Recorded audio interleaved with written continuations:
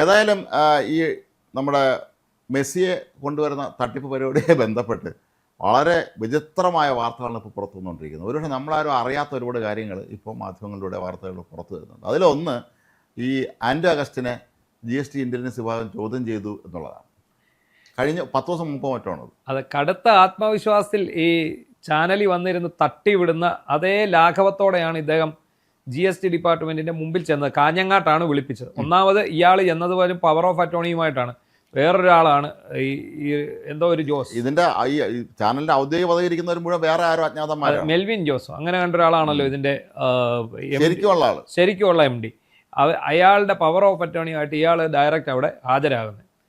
ഒന്ന് ആലോചിച്ചോണം, അവിടെ ചെന്ന് തപ്പിത്തടഞ്ഞ ആ മാന്യദേഹമാണ് ഇവിടെ വന്നിരുന്ന് ഈ ചോദ്യങ്ങൾ ചോദിക്കൂ.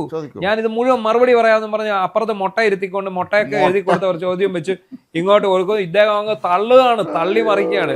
10 ദിവസം മുമ്പ് ശരിക്കും എന്താണ് അവിടെ നടന്നതെന്ന് ചോദിച്ചാൽ ഇയാൾ അവിടെ നിന്ന് വിയർത്തുപോയി. GST ഇന്റലിജൻസിന്റെ മുമ്പിൽ ഇയാൾ വിയർത്തു. 50 ചോദ്യമാണ് അവർ കൊടുത്തത്. അതെ, 10 എണ്ണം പോലും 18 എണ്ണം എങ്ങാണ്ട് പോലും അയാൾക്ക് ആൻസർ ചെയ്യാൻ പറ്റുള്ളൂ. ബാക്കി എല്ലാത്തിനും ഇയാൾ തടഞ്ഞ് വിയർത്ത് നാറിയാണ് അയാൾ ഇറങ്ങിപ്പോയത്. സമയം അനുവദിച്ചിട്ടുണ്ട്, ഇനിയും ചോദ്യം ചെയ്യും.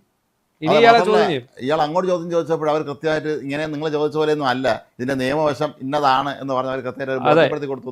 അതാണ് ആദ്യം പറഞ്ഞത്. എന്താണെന്നറിയോ, ഈ 126 കോടി രൂപ കൊടുത്തെന്ന് പറഞ്ഞു ഈ വിദേശ കമ്പനിക്ക്, അർജന്റീനൻ ഫുട്ബോൾ അസോസിയേഷന്റെ ഏജൻസിക്ക് കൊടുത്തു, അമേരിക്കൻ ഏജൻസി. ആ ഏജൻസിക്ക് കൊടുത്തതിന്റെ രേഖകളുണ്ടോ എന്ന് ചോദിച്ചു. പിന്നെ എല്ലാ രേഖകളും മൊത്തം തെളിവ് എൻ്റെ കയ്യിലുണ്ട്, എന്നാ രേഖ ഇങ്ങോട്ട് കാണിക്കാൻ പറഞ്ഞു. ഇതാണ് ആ രേഖ എന്ന് ശങ്കരാടി പറയുന്ന പഴയ സിനിമകളിലൂടെ സന്ദേശമാണെങ്കിലും ഇതാണ് ആ രേഖ എന്ന് പറഞ്ഞ പോലെ തന്നെ അദ്ദേഹം കാണിച്ചു. ഇതേ അവസ്ഥ അദ്ദേഹത്തിന് ആ ചാനൽ ചർച്ചയിലും ഉണ്ടായി. അതിന് ശരിക്കും എനിക്ക് തോന്നുന്നു മുട്ട മനഃപൂർവ്വം പണി കൊടുത്താന്ന് തോന്നുന്നു. ഇതിന്റെ രേഖ മുഴുവൻ എൻ്റെ കയ്യിലുണ്ട്. ഇതാ കണ്ടോ, രേഖ കണ്ടോ എന്ന് ചോദിച്ചു. അപ്പോഴത്തേക്ക് മുട്ട പറഞ്ഞു എടുത്ത് സ്ക്രീനിലോട്ട് കാണിക്കാൻ കാണിക്കും. ഇല്ലില്ല, ഇത് സ്ക്രീനിൽ കാണിക്കാൻ പറ്റില്ല സാധനമാണ് എന്ന് പറഞ്ഞാൽ 126 കോടി കൊടുത്തതിന്റെ രേഖ എവിടെ? രേഖ ഞാൻ കൊണ്ടുവന്നിട്ടില്ല. അത് ഒന്ന്. ഒന്നാമത്തെ ചോദ്യം അതായിരുന്നു. അതിൻ്റെ അകത്ത് ഇയാൾ കിടന്ന് കുറുകി. എന്നിട്ട് ഇങ്ങനെ പറയാണ് ഇത് ടാക്സ് ഫ്രീ ആണ്, ഈ ഫുട്ബോൾ മത്സരം ടാക്സ് ഫ്രീ ആണ്, അതുകൊണ്ട് GST അടയ്ക്കേണ്ട കാര്യമില്ല. അപ്പോൾ അവർ പറഞ്ഞു കൊടുത്തു ടാക്സ് ഫ്രീ ഇതൊന്നും അല്ല, കേന്ദ്ര സർക്കാർ ടാക്സ് ഫ്രീ ആക്കിയിട്ടുണ്ടെന്നാണ് ഇയാൾ. ടാക്സ് ഫ്രീ എന്ന് പറയുന്നത് ഇതല്ല, ഈ മത്സരത്തിനൊന്നും ടാക്സ് ഫ്രീ എന്ന് പറഞ്ഞൊരു പരിപാടിയില്ല, നിങ്ങളിതിന് GST അടച്ചേ പറ്റൂ എന്ന് പറഞ്ഞു. അതോടുകൂടി ആശാൻ പെട്ടുപോയി എന്ന് മാത്രമല്ല, ഇതിനൊന്നും രേഖയിൽ ഈ പണം കൊടുത്തോന്ന് പോലും അറിയില്ല. പിന്നെ അദ്ദേഹം പറഞ്ഞത് എന്താ, സേവനം നടത്തിയിട്ടില്ല. അതായത് ഞങ്ങൾ ഈ പണം അടച്ചെങ്കിലും കളി നടന്നിട്ടില്ലല്ലോ, അപ്പോൾ പിന്നെ GST അടയ്ക്കേണ്ട കാര്യമില്ല. അപ്പോൾ ഉടനെ ഇവർ പറഞ്ഞു പണം കൈമാറിയിട്ടുണ്ടോ GST അടയ്ക്കണം, നിങ്ങളുടെ സേവനം നടന്നിട്ടില്ലെങ്കിൽ നിങ്ങൾക്ക് ആ പൈസ തിരിച്ചു കിട്ടും, അത് എന്തുകൊണ്ട് നിങ്ങൾ അടച്ചില്ല? അപ്പോൾ അദ്ദേഹം പറയുന്നത് എനിക്ക് അടയ്ക്കേണ്ട ആവശ്യമില്ല. എന്നാൽ അങ്ങനല്ല, ഇങ്ങനെയാണ്. അവിടെയും പെട്ടു. അല്ല, എനിക്ക് തോന്നുന്നത് ഇത് ഇവർ ഇദ്ദേഹത്തിന് ഒരു മാർഗദർശകമായി ഇക്കാര്യത്തിൽ കണ്ടത് തായ്ക്കണ്ടി കുടുംബത്തിൻ്റെ രീതികളാണ്. സേവനം കൊടുക്കാതെ തന്നെ പൈസ ഇങ്ങോട്ട് വാങ്ങിക്കുന്നു, മനസ്സിലായില്ലേ? അതെ, മറ്റേ നമ്മുടെ കർത്തയുടെ കയ്യിൽ നിന്ന് സേവനമൊന്നുമില്ല, ചുമ്മാ ഇരുന്നോട്ട് വെറുതെ ഒരു വഴിക്ക് പോയാലും ഇരുന്നോട്ടെന്ന് പറഞ്ഞ് പൈസ കൊടുക്കുന്നു. അതിൻ്റെ വേറെ പതിപ്പാണ്. ഞങ്ങൾ മത്സരം നടത്തിയില്ല, അതുകൊണ്ട് GST തരേണ്ടതില്ലല്ലോ എന്നൊക്കെയാണ് അദ്ദേഹം. അതുപോലെ ഈ കരാർ ഒപ്പിടുന്നതിന് മുമ്പേ ഇവർ പൈസ കൊടുത്തു എന്നാണ് പറയുന്നത്. കരാർ ഒപ്പിടുന്നതിന് മുമ്പ് തന്നെ ഇവർ പൈസ കൊടുത്തു. കരാർ ഒപ്പിടുന്ന സർക്കാർ ഇതിന് അനുകൂലമാകുന്നതിന് മുമ്പ് തന്നെ ഇവർ കരാർ ഒപ്പിട്ടു. ഇവർ പൈസ കൊടുത്തതായിട്ട് പറയുന്നുണ്ട്, കൊടുത്തതിൻ്റെ രേഖയില്ല.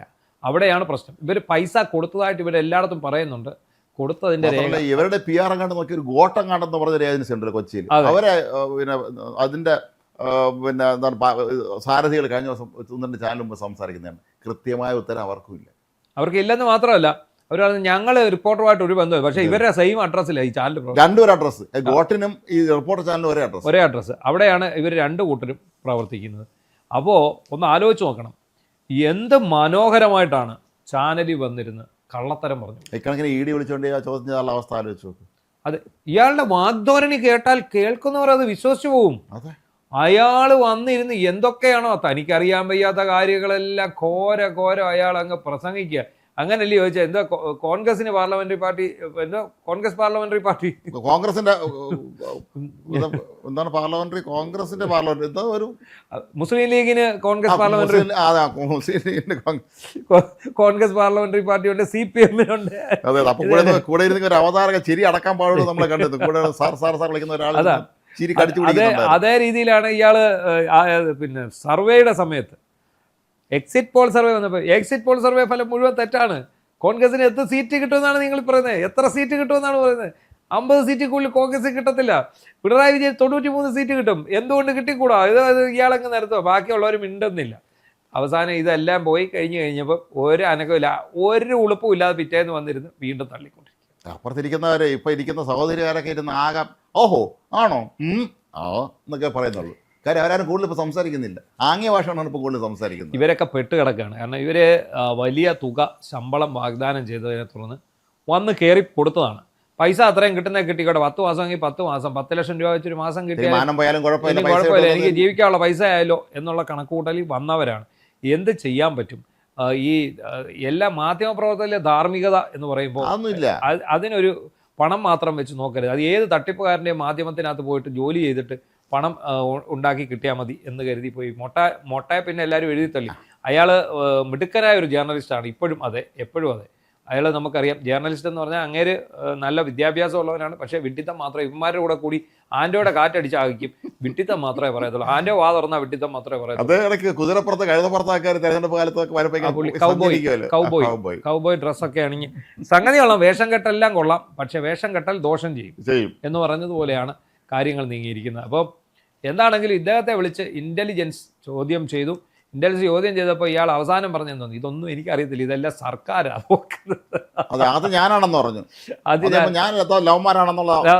ഒരു ഇതിലേക്ക് പോയി. എന്താണെങ്കിലും സർക്കാർ ആവശ്യപ്പെട്ടു, സർക്കാരിന്റെ ഒരു പരിപാടിയായിട്ട് ചെയ്യണമെന്ന് സർക്കാർ ആവശ്യപ്പെട്ടു എന്നാണ് ഇയാൾ പറഞ്ഞിരിക്കുന്നത്.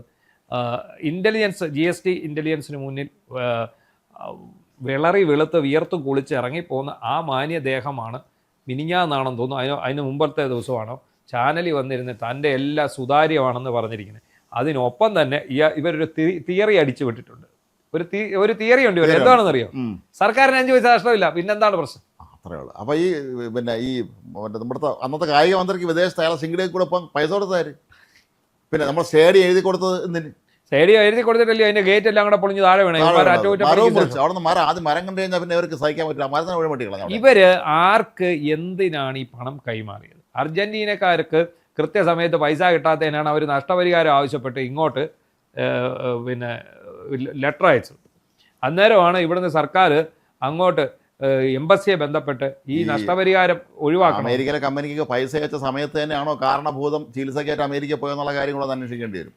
അമേരിക്ക യാത്ര കാരണഭൂതമായിട്ട് ബന്ധമുണ്ട്, ഇയാളുമായിട്ട്. ഇതിപ്പോൾ ഓരോന്നായിട്ട് കാരണഭൂതത്തിന് കഷ്ടകാലമാണ്. ഇയാൾ ഇറങ്ങിയ പിന്നാലെ അയ്യപ്പകോപം തുടങ്ങിയത്, ആഗോള അയ്യപ്പ സംഗമം തൊട്ട് അയ്യപ്പകോപം തുടങ്ങിയതാണ്. ആ സമയം തൊട്ട് ഇയാൾക്ക് കഷ്ടകാലമാണ്. ഇയാളുടെ തട്ടിപ്പും വെട്ടിപ്പും ഓരോന്നായിട്ട് പുറത്തു വരുന്നു. ഈ വെട്ടിപ്പിന് യുവമാരെയാണ് നിയോഗിച്ചത്. ഈ വെട്ടിപ്പ് വീണ്ടും തുടരാമെന്നുള്ള കണക്കൂട്ടലിലാണ് ആൻഡോ അഗസ്റ്റിൻ എന്ന് പറയുന്ന ട്രീ കട്ടർ മുതലാളി കടന്ന് നിലവിളിച്ചത്. ഞങ്ങൾ ഈ എക്സിറ്റ് പോൾ ഞങ്ങൾ സമ്മതിക്കുകയില്ല. ഈ എൻ്റെ എക്സിറ്റ് പോൾ ഇത് ഒരു Thaikandi tree cutter joint venture ആവാൻ സാധ്യതയാണ്. അതായത് ഈ ജലം അതിന്റെ നാഥനെ തിരിച്ചറിഞ്ഞു എന്ന് പറഞ്ഞ പോലെ ഇവന്മാർ രണ്ടുപേർക്കും കൂടെ മനസ്സിലായി, യവനെയും കൊള്ളാം അവനും കൊള്ളാം. അങ്ങനെ തൈക്കണ്ടി ട്രീ കട്ടർ ഒരു അലയൻസ്. ഇംഗ്ലീഷിൽ പ്രയോഗമുണ്ട്, they stick by each other the villains എന്ന്. ഈ വില്ലന്മാരുണ്ടല്ലേ, ഇവരെല്ലാം ഒറ്റക്കെട്ടായി നിൽക്കുക. ഒരു ആവശ്യം വരുമ്പോഴേ പൊതുവെ ഈ ഫ്രോഡ് കാണിക്കാൻ നേരത്ത് എല്ലാവരും ഒരുമിച്ച് വരുമെന്നാണ്. ഒരുമിച്ച് വന്നു.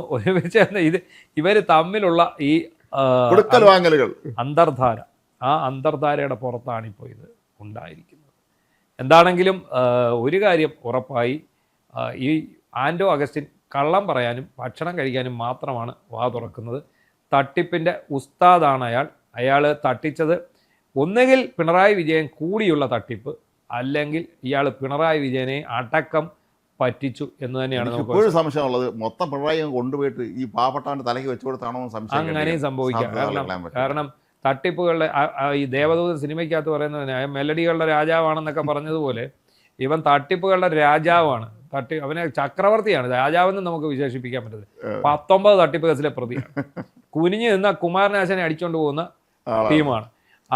അത്തരം തട്ടിപ്പുകളാണ് ഇവിടെ നടന്നിരിക്കുന്നത്. എന്നിട്ട് ഒരു ചാനലും കൈ പിടിച്ചുകൊണ്ട് ഈ നാട്ടിലെ മുഖ്യമന്ത്രിക്കെതിരെ എല്ലാ കഥകൾ പറഞ്ഞ് വിടുകയാണ്, ഒരു ഉളുപ്പുമില്ലാതെ. ഇപ്പോൾ ഏറ്റവും അവസാനം പുറത്തു വന്ന കാര്യമാണ് ഇത്. GSTയുടെ മുമ്പിൽ ഇവൻ വിയർത്ത് കുളിച്ചു, ഇവന് മറുപടി പറയാൻ സാധിക്കാതെ പോയി എന്ന് പറഞ്ഞത്.